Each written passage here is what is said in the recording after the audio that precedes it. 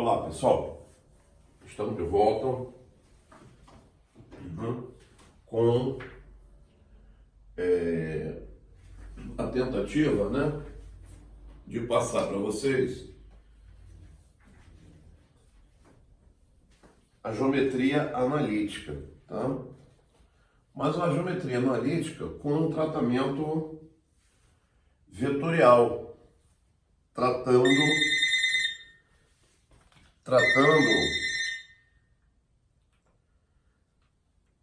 a geometria analítica através de vetores. O que nós vamos fazer aí é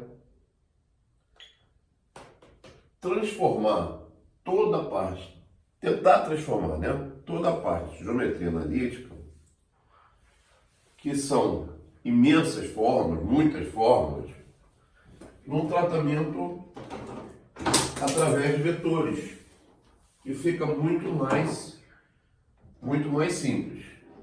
Bom? Então,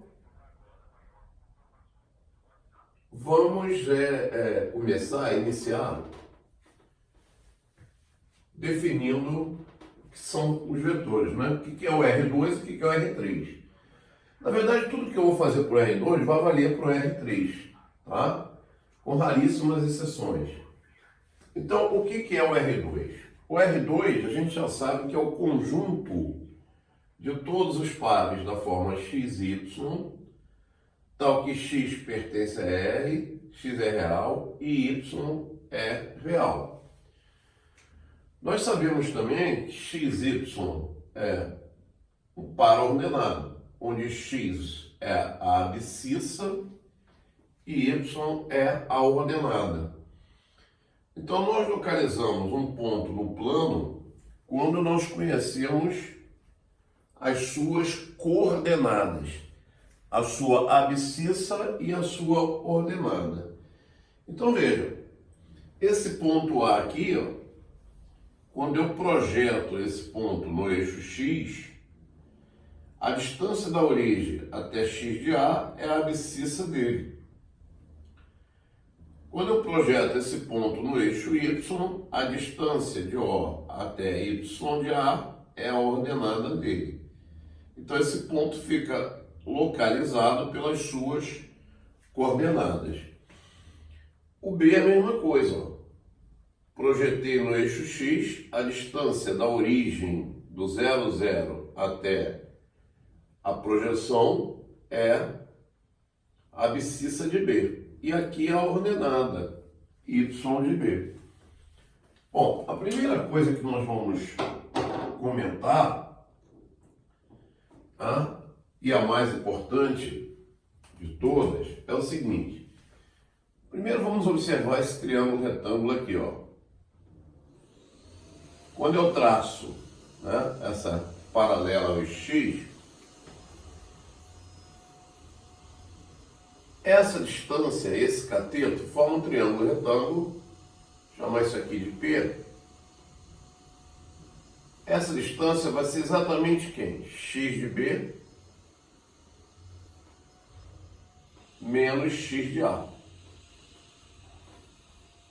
É a diferença entre a abscissa do ponto B e a abscissa do ponto A. A mesma coisa vai acontecer aqui, Essa distância de B até o eixo X vai ser o Y de B. A distância de P até a origem vai ser o Y de A. Então esse outro cateto aqui, vai ser Y de B menos Y de A. Tá? E aí formou um triângulo retângulo, Formou um triângulo retângulo onde você vai achar essa distância por Pitágoras. E aí, gente, vem o mais importante que a gente vai precisar, tá? Vamos falar o tempo inteiro nisso aqui, Todo vetor.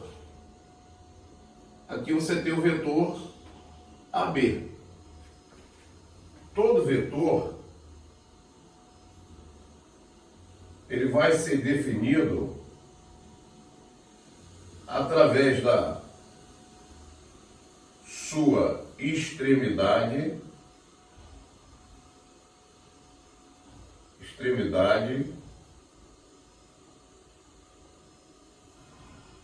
menos origem.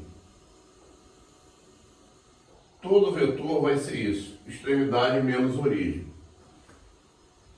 E essa distância é o que a gente chama de módulo do vetor. Módulo do vetor AB. Então, aqui começa a nossa história. Por quê? Repare, x de B menos x de A é a variação do x. Eu vou chamar de delta x. E aqui, a variação do y, que eu vou chamar de delta y. Então, o módulo vai ser a hipotenusa, logo vai ser a raiz quadrada da variação de x ao quadrado mais a variação de y ao quadrado. Então, delta y ao quadrado mais delta x ao quadrado. Isso vai ser o módulo de um vetor. Então, por exemplo, vamos supor que você tenha o ponto A de coordenadas 1 e menos 2.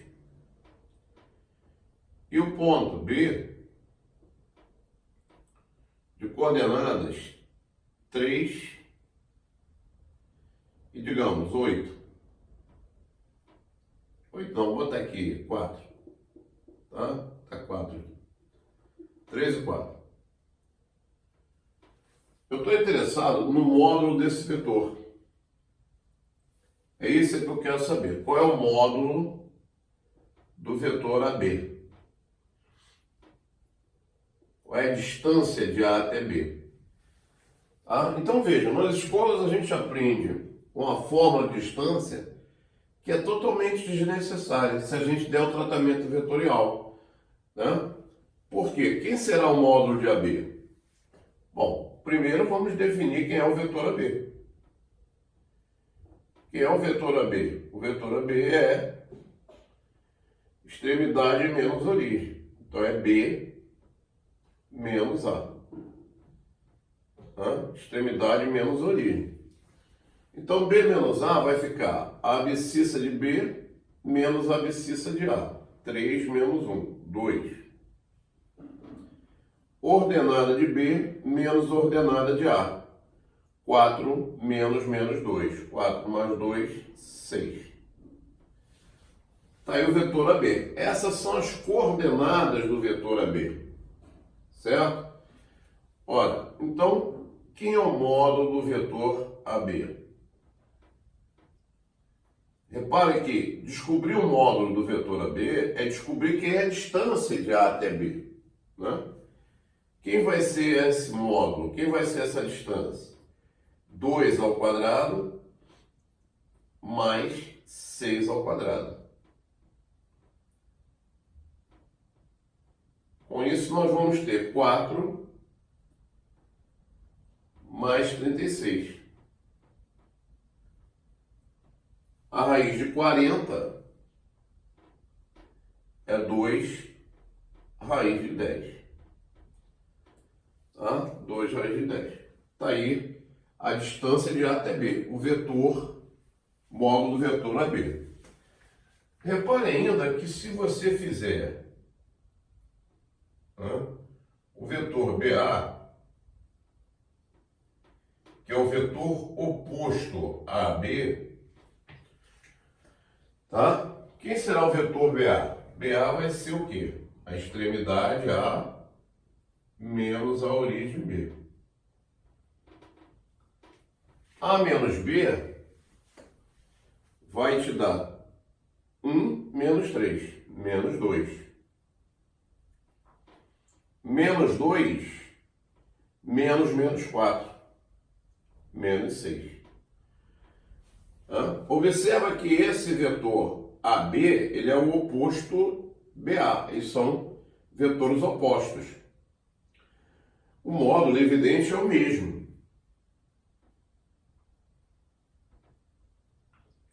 Quem seria o módulo de BA? A mesma coisa. 2 raiz de 10.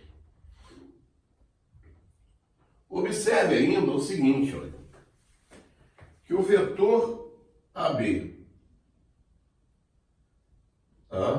mais o vetor BA, como eles são vetores opostos, vai te dar aquilo que nós chamamos de vetor nulo.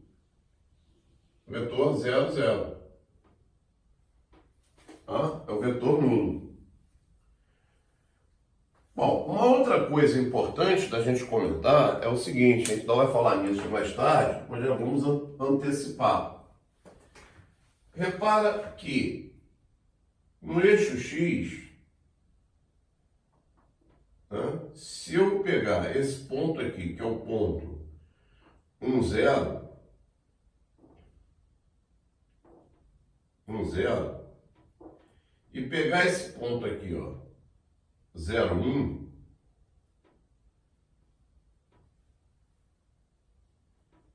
eu vou definir dois vetorzinhos, que são exatamente os vetores I e os vetores J, que é a chamada base canônica do R2. São vetores perpendiculares, ortogonais e unitários, porque o módulo é igual a 1. Se eu calcular esse módulo dá 1, se eu calcular esse módulo dá 1. Ora, repara também o seguinte, que todo vetor vai poder ser decomposto através da base canônica, através do I e do J. O que seria esse vetor AB? Esse vetor AB, às vezes, ele vai aparecer escrito para você assim, ó, 3I mais 4J. Porque ele foi decomposto nos vetores I e J. 3 unidades aqui significa 3I. 4J significa 4 vezes o J, 4 vezes o vetor J. Então, quando eu digo que a B é 3I mais 4J, eu quero dizer exatamente isso. Isso é 3 vezes o vetor 1, 0, mais 4 vezes o vetor 0, 1. A vantagem dessa base canônica é exatamente isso, é que quando eu escrevo o vetor, ele já está escrito em função do I e o J. Se você fizer os cálculos, você vai ter 3 vezes 1, 3, 0, mais 0, 4. Somando, você vai ter 3 e 4. Então, essa é a vantagem da forma canônica. Porque quando você escreve o vetor, você já está decompondo ele em termos de I e de J. Mais um exemplozinho aqui para a gente fechar a aula 1. Quando eu digo 2I mais 3J, na verdade, eu já estou dando as coordenadas do vetor U. O vetor U é o vetor de coordenadas 2 e 3. Certo? Quando você escreve o vetor V menos 7I mais 5J, você já está dando as coordenadas dele. Esse é o vetor menos 7 e 5.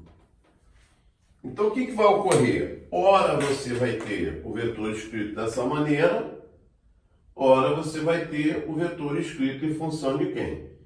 De U, e de I e de J, que são os vetores unitários, são os vetores que formam a base canônica, tá bom? Gente, eu espero que vocês tenham entendido, que a gente consiga dar uma ideia, né, para vocês da vantagem, né, do tratamento vetorial na álgebra,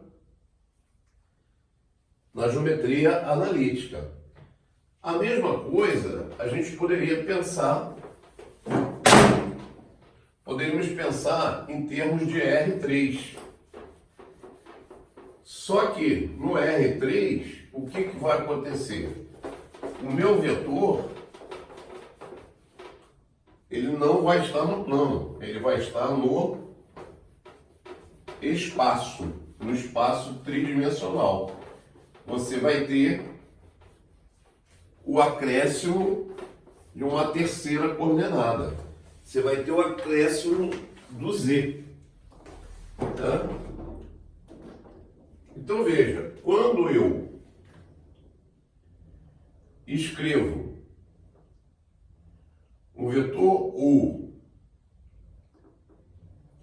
e digo que ele é o 2, 1, 5, por exemplo, tá? Eu identifico facilmente que esse vetor é um vetor do R3, é um vetor do espaço do R3. Porque ele tem 3 coordenadas. E o que significa escrever 2i e 5? Isso é o mesmo que 2i mais o j mais 5k. 2i mais j mais 5k. E nós vamos achar o módulo desse vetor u da mesma forma que nós achamos lá para o R2. Ó.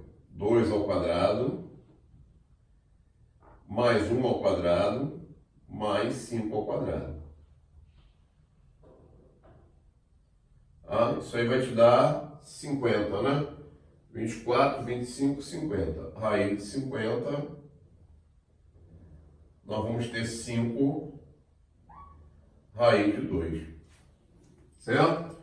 Note também que o vetor menos U, ele é o oposto do vetor U. Então você vai ter o vetor sendo menos 2, menos 1 e menos 5. Logo você acha um vetor oposto a um vetor dado trocando os sinais das suas coordenadas. Exemplo, se eu tenho um vetor V, digamos, do R3, menos 2, 5, menos 3, o vetor menos V é o simétrico oposto desse vetor V. Basta trocar as coordenadas. 2, menos 5 e 3. Repara que todo vetor, toda grandeza vetorial, ela tem módulo, ela tem direção e ela tem sentido. Quando você pega o vetor V, ele tem um sentido. Quando você pega menos V, você tem o vetor de sentido contrário. Tá? Observa aí o seguinte, ó, o módulo é o mesmo, como nós vimos. O módulo dos dois vetores é o mesmo. A direção é a mesma, a direção é a direção dessa reta que contém os vetores. O sentido é que muda. Tá? Ao invés de ter esse sentido, eu tenho esse. E nunca esqueça, né, que quando você faz a soma do vetor V com o oposto dele, você encontra o vetor nulo daquele conjunto. Né? No nosso caso aqui, como eu estou mostrando um vetor do R3, ele tem que ter 3 coordenadas. Ele tem que ser 0, 0, 0. Se fosse do R2, eu teria quem? 0, 0. 2 coordenadas só. Tá? É o elemento nulo daquele espaço vetorial. Quando eu estou com o espaço R2, o meu vetor nulo é o 0, 0. Quando eu vou para o R3, o espaço vetorial R3, eu já mudo de vetor nulo. O vetor nulo é o 0, 0, 0. É o acréscimo de uma coordenada. Tá bom? Então, minha gente, esse foi o vídeo 1, tá? Sobre vetores. Temos muita coisa a comentar, a falar para vocês. Agora, não esqueça, né? Um negócio que eu tenho que falar a todo momento é que vetor é extremidade menos origem. Todo vetor é extremidade menos origem. Isso eu tenho que repetir todo dia antes de dormir. Vetor é extremidade menos origem. Tá? Quem é religioso faz as suas orações, então inclua mais essa. Todo vetor é o quê? É extremidade menos origem. Tá bom? Um abraço, gente. Até a próxima.